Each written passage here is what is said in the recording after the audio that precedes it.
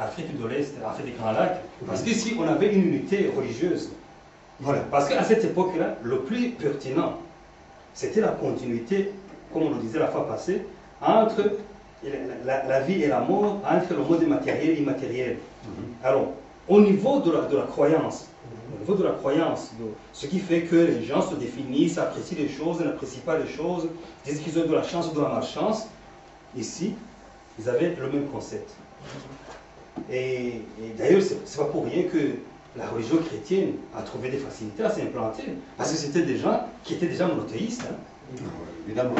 Ça a été beaucoup plus facile.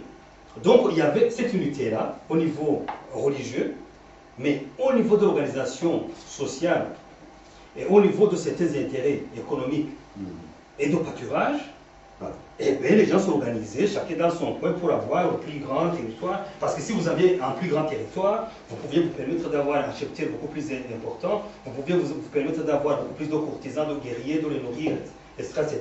Il y avait quand même des impératifs matériels, il y avait des besoins matériels qu'il fallait satisfaire, mais au niveau de la croyance, au niveau de la cosmogonie, même quand on prend le culte de Gangombe ou de Kiranga, que vous soyez là-bas, que vous venez jusque-là, vous allez retrouver la même chose.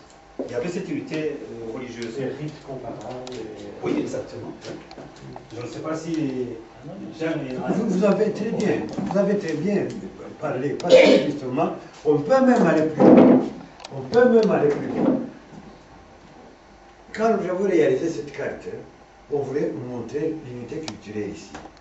Mais au point de vue de la religion, au-delà du lac Victoria, en Tanzanie, Robo, ailleurs, c'est exactement le même culte royal.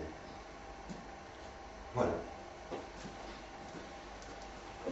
Donc, cette unité religieuse était sacrée. Ils étaient des frères, si vous voulez.